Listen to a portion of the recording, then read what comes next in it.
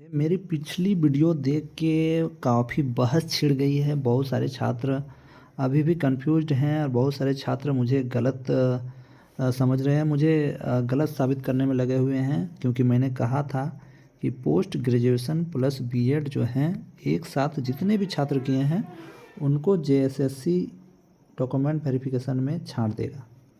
लेकिन आपको ये मैं बताना चाहूँगा कि आपका डॉक्यूमेंट वेरिफिकेशन होने से पहले आपको है एग्ज़ाम निकालना ज़रूरी है। ठीक है, तो आप एग्ज़ाम निकाल पा रहे हो कि नहीं ये भी बहुत बड़ा मैटर करता है। सबसे पहले तो आपका नंबर हाई होना चाहिए, क्योंकि कटअप इतना कम नहीं जाने वाला है, कटअप तो हाई ही रहेगा।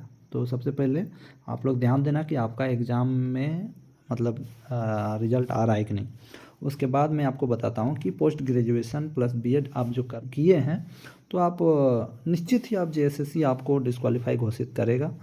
ठीक है, क्योंकि उसके लिए बहुत बड़ा रीज़न है। क्योंकि देखिए ये आप देख लीजिए, स्नातकोत्तर प्रशिक्षित शिक्षक प्रतियोगिता परीक्षा का कल ही नोटिफिकेशन आया है। इसमें बहुत सारे छात्र जिनको रिजेक्ट किया गया है या डिस्क्वालीफाई किया गया है उनका नाम यहाँ पर दिया गया है, और जो मैंने बताया वो भी रीज़न यहाँ पर लिखा हुआ है। जो इलेक्टिव इंग्लिश वाला जो भी बात था वो भी यहाँ पर दिया गया है। साथ ही साथ जो समांतर मतलब एक साथ जो बीएड और पीजी किए हैं वो भी यहाँ पर रीजन दिया गया है, बीएड प्लस पीजी। तो चलिए आपको बिना समय गवाए आपको वो दिखाते हैं और कोशिश करते हैं कि आपको पूरा समझाने का।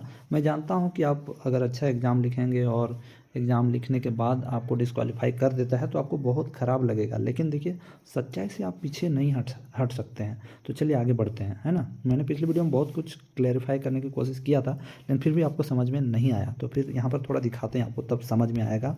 देखिए ये जेएसएससी का ही पीजीटी का भर्ती है जिसके बारे आप लोग जानते हैं, है ना। ये आया था, इसमें आप लोग नहीं बैठ पाए थे क्योंकि ये सब सब्जेक्ट से आप लोगों ने नहीं किया था पीजी। अब देखिए आगे क्या होता है।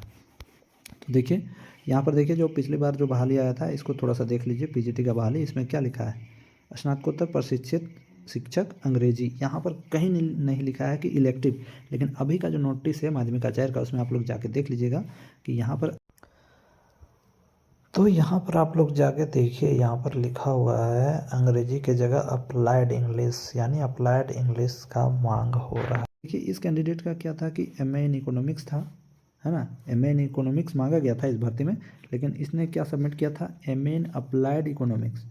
तो इसको छांट दिया गया। आप लोग देख लीजिए यहाँ पर लिखा है ना, अभ्यर्थियों की अभ्यर्था रद्द की जाती है, और कारण आप लोग देख लीजिए।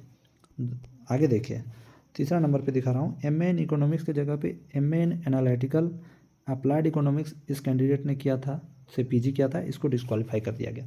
अब बताइए ये छात्र इतना पढ़ा लिखा, लेकिन इसने इसका जो है शैक्षणिक योग्यता गलत था जिसके कारण इसको डिस्क्वालीफाई कर दिया गया। अब ये सोचते होगा क्या करें क्या नहीं। अब आगे देखिए उसी प्रकार हिंदी में देखिए, एमए इन हिंदी के स्थान पर एमए इन हिंदी लिटरेचर का स्नातकोत्तर प्रमाण पत्र समर्पित करने के कारण, यानी एमए इन हिंदी और एमए इन लिटरेचर में अंतर है, तभी तो इसको डिस्क्वालीफाई कर दिया गया। फिर देखिए नीचे भी एमए इन हिंदी का स्थान पे एमए इन हिंदी लिटरेचर के स्नातकोत्तर प्रमाण पत्र समर्पित करने के कारण। देखिए आजकल बहुत प्रकार के कोर्स हो रहे हैं, तो आप लोग जो पढ़ाई करते हैं, जो कोर्स कर रहे हैं, उसको लेने से पहले एक बार बहुत मतलब सोच लें कि मैं जो कोर्स कर रहा हूँ वो सही है कि नहीं। एमए इन इंग्लिश, आप देखिए एमए इन इंग्लिश के स्थान पे एमए इन इंग्लिश लिटरेचर का स्नातकोत्तर प्रमाण पत्र समर्पित करने के कारण। अब देखिए एमए इन इंग्लिश अलग होता है और एमए इन इंग्लिश लिटरेचर अलग होता है। तो ये है जो एमए इन इंग्लिश लिटरेचर, ये है आपका इंग्लिश इलेक्टिव, और ये है MA in English MA core. तो यही है डिफरेंस जिसके कारण आपको डिस्क्वालीफाई कर दिया जाता है फ्रेंड्स।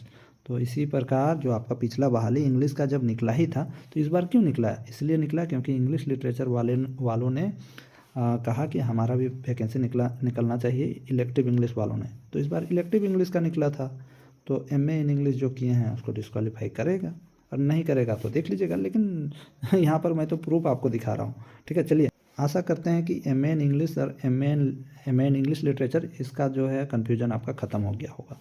अब हम लोग चलते हैं कहाँ पर, जो आपको डाउट था ये है आपका हाँ ये देखिए बीएड और पीजी वाला जो आपको डाउट था। एमए इस कैंडिडेट ने 2017-19 और बीएड भी 2017-19 में किया था, दोनों एक साथ किया था, इसके लिए डिस्क्वालीफाई कर दिया गया। एमए 2020 में किया था और बीएड 17-19 का अध्ययन समांतर स्तर सत्र में होने के कारण। देखिए यहाँ पर भी आप लोग देखिए, फिर ये देखिए 2018-20, 12-14, 12-13, यहाँ पर देखिए 12-14, 12-13, यानी 12 से 14 इसका MA था। और इसी बीच इसने क्या किया कि इसने B.Ed भी 1 साल का कर लिया। ठीक है, MA इन एजुकेशन, देखिए चौथा नंबर पर MA 19-21, और जो है B.Ed इसने किया 20-22, है ना, 20-22 बीच में ही ले लिया एडमिशन। आगे देखिए MA 19-21 और B.Ed 2020-22, MA 2016-18, B.Ed 17-19। तो ये है रीजन। आगे भी हैं और भी कैंडिडेट हैं, इतने कैंडिडेट हैं। 16 से 20 किया था इसने MCOM, B.Ed 17-19। तो ये छात्र हैं जो एक साथ दोनों कोर्स किए हैं, इसलिए इन लोगों को छांट दिया गया। अब इन लोगों को बहुत बुरा लग रहा होगा। अब आप लोग यहाँ पर बोलिएगा कि नहीं, इन लोगों ने दोनों कोर्स रेगुलर में किया था।